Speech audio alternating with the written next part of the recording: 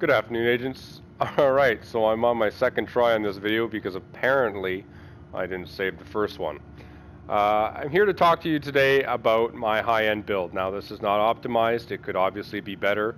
I just started playing around with a high-end build recently, and honestly, just for something different to try. So let's get right into it.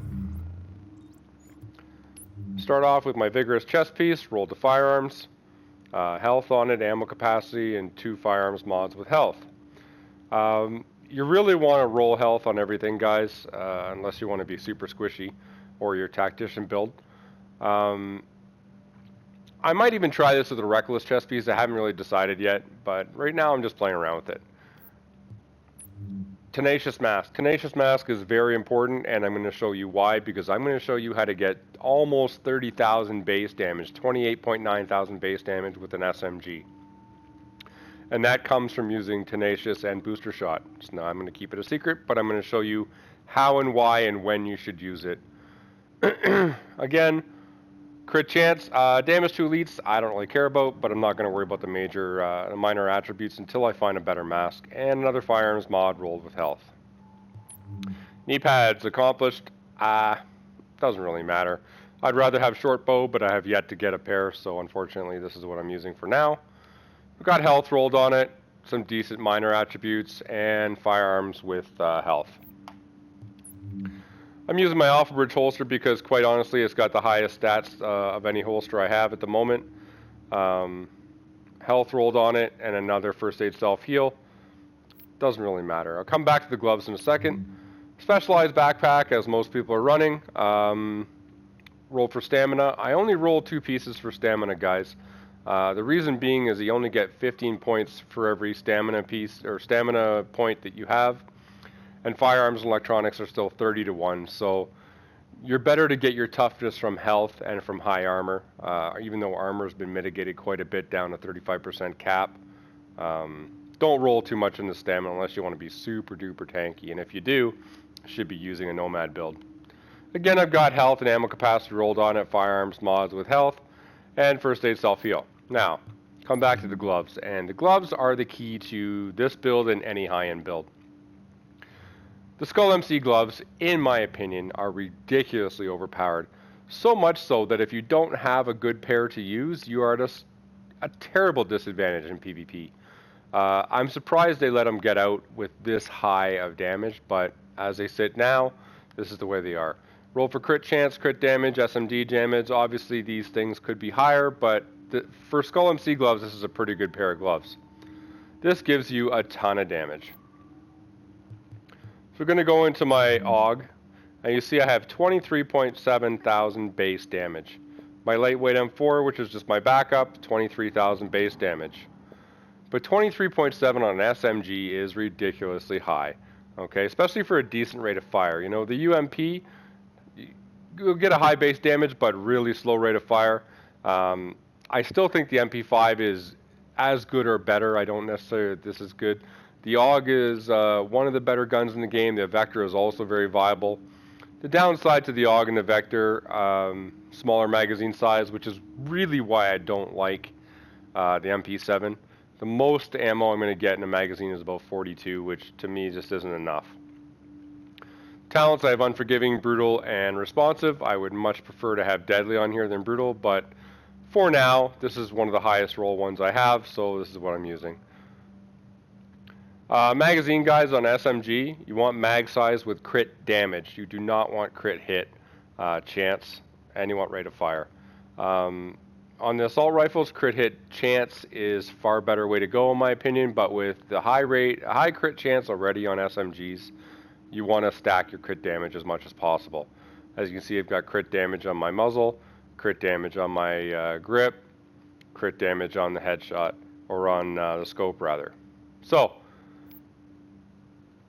let's talk about, I'll show you my character stats real quick. Firearms isn't that high, 7341. I know lots of guys are running 9,000 glass cannon builds, especially in the last stand. It's viable as well. The reason I'm not doing it is because I have Unforgiving in the first or second slot, and so I need enough stamina, and I honestly want enough health to stay alive. Ideally, you want Unforgiving in the third slot. As you can see here, 255,000 health, not too bad. Armor, weapon mitigation isn't bad, almost 33%. Not too bad at all. Now, let's talk about my talents real quick. When you're pulsing, guys, I know lots of people like to run Conceal Pulse or in Last Stand. I guess in Last Stand you really could run Tactical Scanner for the bonus crit damage, but I'll tell you why I think you should be running the Recon pack. You'll notice that it's 11% crit chance and 11% crit damage, so almost as much damage as the Tactical Scanner. If you notice here for me is 12.6. But more importantly, look at the cooldown on the Tactical Scanner and on the Scrambler. 49 seconds on the Scrambler, 54 seconds on the Tactical Scanner, but lo and behold, the Recon pack, 36 seconds. That's 15 to 20 seconds almost faster or less cooldown than the other two, while giving you still good crit chance and good crit damage. So, in my opinion, especially in PvE or running around the Dark Zone, this is the pulse you want to run. Alright, talents, same as most of the time on the move, precision for headshot pulse. I'm running strike back because, again, I don't have high skill power, so I want my skills to come down as fast as possible. And a critical save is still relatively useful. I think it's kind of a must. But let's get into what this build is really about, which is damage. Now, if you notice, like I said, my AUG sitting at 23.7, my lightweight M4 at 23. Now, how do you get it up to almost 30,000 base damage? Well, remember, we're using a Tenacious Mass, which is 10% bonus damage, flat bonus damage on your weapons for 10 seconds. If you combine that with Booster Shot, which is another 15% for 15 seconds, you're going to stack some massive damage.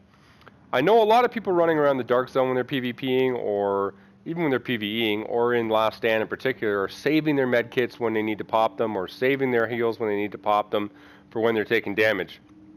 I'm going to suggest to you the better way to go is to do it before you enter an engagement, before you go PvP. Because that way you're putting out as much damage as possible. So while still not being squishy, I almost have 400,000 toughness with this build. Watch what happens when I proc Tenacious and Booster Shot together. So I'll pop a health kit, pop my Booster Shot. Now I'm doing 28.9 thousand base damage and 28,000 respectively with my lightweight M4. Gonna do a ton of damage, guys, this way. You can see I'm critting pretty high. So that's basically what I have for you today, guys. This is my high-end build as it sits right now. Yes, there's room for improvement, but in general, this has been a fun build to play with. The Skull MC gloves are absolutely mandatory, so farm until you find a good pair if you're going to run this build, guys, and consider using Tenacious with Booster Shot, and use it right before you go into engagement, right before you take on some players in PvP, and you'll find that you're doing a lot more damage to them than you would otherwise when you're saving it. Anyway, guys, I hope you enjoyed the video. Have a great day. I'll see you in the Dark Zone and in Last Stand.